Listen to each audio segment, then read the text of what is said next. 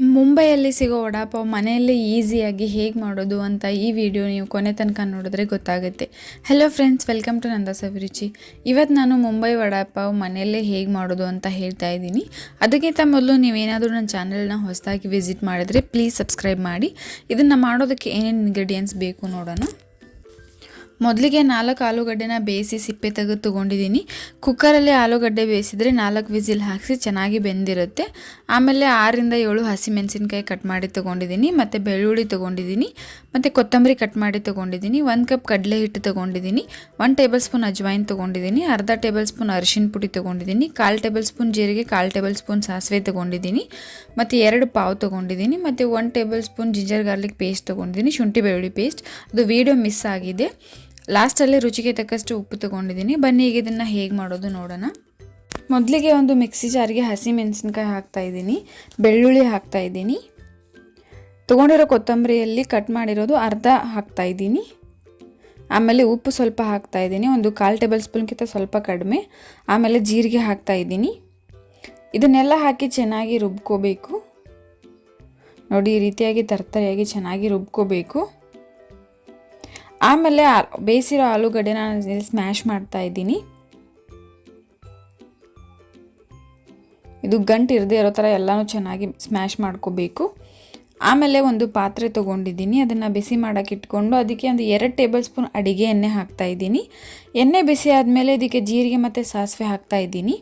ಇದು ಸ್ವಲ್ಪ ಸಿಡಿಯೋಕ್ಕೆ ಸ್ಟಾರ್ಟ್ ಆದಾಗ ಇದಕ್ಕೆ ಶುಂಠಿ ಬೆಳ್ಳುಳ್ಳಿ ಪೇಸ್ಟ್ 1 ಟೇಬಲ್ ಸ್ಪೂನ್ ಹಾಕ್ತಾಯಿದ್ದೀನಿ.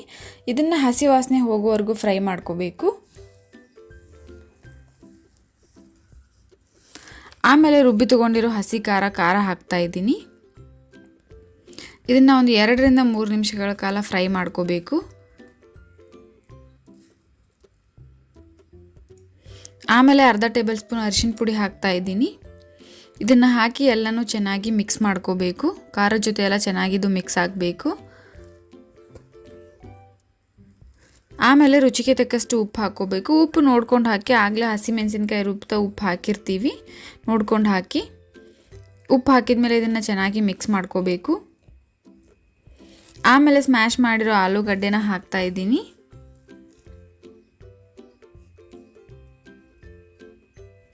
ಇದನ್ನು ಹಾಕಿ ಚೆನ್ನಾಗಿ ಎಲ್ಲನೂ ಮಿಕ್ಸ್ ಮಾಡ್ಕೋಬೇಕು. ಆಲೂಗಡ್ಡೆ ಹಿಟ್ಟಿನ ಥರ ಆಗಿರಬೇಕು, ಗಂಟು ಒಂದು ಸ್ವಲ್ಪನೂ ಇರಬಾರ್ದು. ನೋಡಿ, ಎಲ್ಲನೂ ಈ ರೀತಿ ಚೆನ್ನಾಗಿ ಮಿಕ್ಸ್ ಮಾಡ್ಕೋಬೇಕು. ಗಂಟೇನಾದರೂ ಇದ್ದರೆ ನೀವು ಇಲ್ಲೇ ಅದನ್ನು ಸರಿ ಮಾಡ್ಕೋಬೇಕು. ಎಲ್ಲನೂ ಚೆನ್ನಾಗಿ ಮಿಕ್ಸ್ ಮಾಡಿದ್ಮೇಲೆ ಇದಕ್ಕೆ ಕಟ್ ಮಾಡಿರೋ ಕೊತ್ತಂಬರಿ ಹಾಕ್ತಾಯಿದ್ದೀನಿ. ಕೊತ್ತಂಬರಿ ಹಾಕಿ ಮತ್ತೆ ಒಂದು ಸಲ ಮಿಕ್ಸ್ ಮಾಡ್ಕೋಬೇಕು.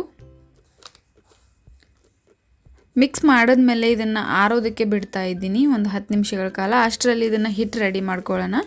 ಒಂದು ಪಾತ್ರೆಗೆ ಕಡಲೆ ಹಿಟ್ಟು ಹಾಕ್ತಾಯಿದ್ದೀನಿ, ಅಜ್ವೈನ್ ಹಾಕ್ತಾಯಿದ್ದೀನಿ, ಮತ್ತು ರುಚಿಗೆ ತಕ್ಕಷ್ಟು ಉಪ್ಪು ಹಾಕ್ತಾಯಿದ್ದೀನಿ. ಇದೆಲ್ಲ ಹಾಕಿದ್ಮೇಲೆ ಇದಕ್ಕೆ ಸ್ವಲ್ಪ ನೀರು ಹಾಕ್ತಾಯಿದ್ದೀನಿ. ನೀರು ಹಾಕಿ ಇದನ್ನು ಚೆನ್ನಾಗಿ ಹಿಟ್ಟನ್ನು ಕಲಿಸ್ಕೋಬೇಕು. ಇದು ದೋಸೆ ಹಿಟ್ಟಿನ ಕನ್ಸಿಸ್ಟೆನ್ಸಿ ಬರೋ ಥರ ನೀವು ಹಿಟ್ಟನ್ನು ಕಲಿಸ್ಕೋಬೇಕು. ತುಂಬ ಗಟ್ಟಿನೂ ಅಲ್ಲ, ತುಂಬ ತೆಳ್ಳಗೇನೂ ಅಲ್ಲ. ನಾನಿಲ್ಲಿ ತೋರಿಸ್ತೀನಿ ವಿಡಿಯೋದಲ್ಲಿ. ಈ ರೀತಿ ಕನ್ಸಿಸ್ಟೆನ್ಸಿ ಬರಬೇಕು ನಿಮಗೆ. ಈ ಥರ ಹಿಟ್ಟನ್ನು ಕಲಿಸ್ಕೋಬೇಕು. ಆಮೇಲೆ ಕೈಗೆ ಸ್ವಲ್ಪ ಎಣ್ಣೆ ಹಚ್ಕೊಂಡು ಆಲೂಗಡ್ಡೆನ ಉಂಡೆ ಮಾಡ್ಕೊಳ್ತಾ ಇದ್ದೀನಿ. ನಾನು ತುಂಬ ರೌಂಡಾಗಿ ಮಾಡ್ಕೊಳ್ತಿಲ್ಲ, ಈ ರೀತಿ ಸ್ವಲ್ಪ ಒತ್ತಿ ಈ ಥರ ತೆಳ್ಳಗೆ ಮಾಡ್ತಾಯಿದ್ದೀನಿ.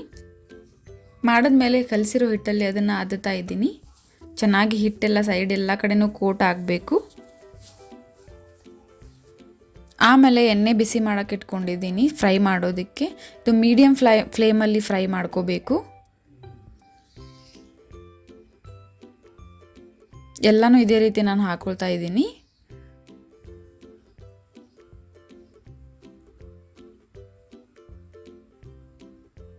ಇದು ಹಾಕಿದ ತಕ್ಷಣವೇ ತಿರುಗಿಸ್ಬಾರ್ದು, ಸ್ವಲ್ಪ ಟೈಮ್ ಬಿಟ್ಟು ತಿರುಗಿಸ್ಬೇಕು. ಒಂದು 2ರಿಂದ 3 ನಿಮಿಷಗಳ ಕಾಲ ಆದಮೇಲೆ ತಿರುಗಿಸ್ಕೋಬೇಕು. ಮೀಡಿಯಮ್ ಫ್ಲೇಮಲ್ಲಿ ಇಟ್ಕೊಂಡು ಚೆನ್ನಾಗಿ ಫ್ರೈ ಮಾಡ್ಕೋಬೇಕು. ಇದು ಸ್ವಲ್ಪ ಕಲರ್ ಚೇಂಜ್ ಆಗಿ ಗೋಲ್ಡನ್ ಬ್ರೌನ್ ಕಲರ್ ಬರುತ್ತೆ. ಕಂದು ಬಣ್ಣ ಬಂದಾಗ ಇದನ್ನು ಫ್ರೈ ಮಾಡಿರೋದನ್ನು ತೆಗಿಬೇಕು. ನೋಡಿ, ಈ ಥರ ಆದರೆ ಚೆನ್ನಾಗಿ ಫ್ರೈ ಆಗಿರುತ್ತೆ. ನಾನೀಗೆಲ್ಲ ತೆಗಿತಾ ಇದ್ದೀನಿ. ಇದೇ ರೀತಿ ನಾನು ಎಲ್ಲನೂ ಮಾಡಿಟ್ಕೊಳ್ತಾ ಇದ್ದೀನಿ, ವಡ ರೆಡಿ ಮಾಡಿಟ್ಕೊಳ್ತಾ ಇದ್ದೀನಿ. ಆಮೇಲೆ ಇದಕ್ಕೆ ಬೆಸ್ಟ್ ಕಾಂಬಿನೇಷನ್ ಅಂತಂದರೆ ಹಸಿ ಮೆಣಸಿನ್ಕಾಯಿ ಫ್ರೈ ಮಾಡಿರೋದು, ಅದನ್ನು ಫ್ರೈ ಮಾಡ್ತಾ ಇದ್ದೀನಿ. ಮತ್ತು ನಾನು ಈ ರೀತಿ ಶೇವ್ ಮಾಡ್ಕೊಂಡಿದ್ದೀನಿ ಹಿಟ್ಟನ್ನು ಹಾಕಿ. ಆಮೇಲೆ ಪಾವನ ಈ ರೀತಿ ನಡುವೆ ಕಟ್ ಮಾಡ್ತಾ ಇದ್ದೀನಿ. ಆಮೇಲೆ ಇದಕ್ಕೆ ಹಸಿ ಖಾರ ಚಟ್ನಿ ಹಾಕ್ತಾ ಇದ್ದೀನಿ. ಆಮೇಲೆ ವಡ ಇಡ್ತಾ ಇದ್ದೀನಿ. ಆಮೇಲೆ ಮೇಲೆ ಹಸಿ ಮೆಣಸಿನ್ಕಾಯಿ ಇಟ್ಕೊಂಡು ಮೇಲೆ ಕೆಂಪು ಖಾರನ ಹಚ್ಕೊಳ್ತಾ ಇದ್ದೀನಿ, ಕೆಂಪು ಚಟ್ನಿ ಹಚ್ಕೊಳ್ತಿದ್ದೀನಿ. ಆಮೇಲೆ ಫ್ರೈ ಮಾಡಿರೋ ಶೇವ್ ಇಡ್ತಾ ಇದ್ದೀನಿ. ನಿಜವಾಗ್ಲೂ ಈ ರೀತಿ ಮಾಡಿ ತಿಂದರೆ ಸೂಪರ್ ಆಗಿರುತ್ತೆ. ಒಂದ್ಸಲ ನೀವು ಮನೇಲಿ ಟ್ರೈ ಮಾಡಿ, ಹೊರಗಡೆ ತಿನ್ನೋದನ್ನೇ ಮರೆತು ಬಿಡ್ತೀರ, ಅಷ್ಟು ಚೆನ್ನಾಗಿರುತ್ತೆ. ನೀವು ಇನ್ನೂ ನಮ್ಮ ಚಾನಲ್ನ ಸಬ್ಸ್ಕ್ರೈಬ್ ಮಾಡಿಲ್ಲ ಅಂತಂದರೆ ಪ್ಲೀಸ್ ಈಗಲೇ ಹೋಗಿ ಸಬ್ಸ್ಕ್ರೈಬ್ ಮಾಡಿ. ಮತ್ತು ಇದೇ ರೀತಿ ನಾನು ಹಾಕೋ ಎಲ್ಲ ವೀಡಿಯೋ ನೋಟಿಫಿಕೇಷನ್ಗೆ ಪಕ್ಕದಲ್ಲಿರೋ ಬೆಲ್ ಐಕಾನ್ನ ಕ್ಲಿಕ್ ಮಾಡಿ. ಮತ್ತು ಈ ವಿಡಿಯೋ ನಿಮಗೆ ಇಷ್ಟ ಆಗಿದರೆ ಪ್ಲೀಸ್ ಲೈಕ್ ಮಾಡಿ, ಶೇರ್ ಮಾಡಿ, ಕಮೆಂಟ್ ಮಾಡಿ. ಮತ್ತು ಇದೇ ರೀತಿ ಟೇಸ್ಟಿ ರೆಸಿಪೀಸ್ಗೆ ನಮ್ಮ ಚಾನಲ್ನ ಸಬ್ಸ್ಕ್ರೈಬ್ ಮಾಡೋದನ್ನು ಮರಿಬೇಡಿ. Thank you.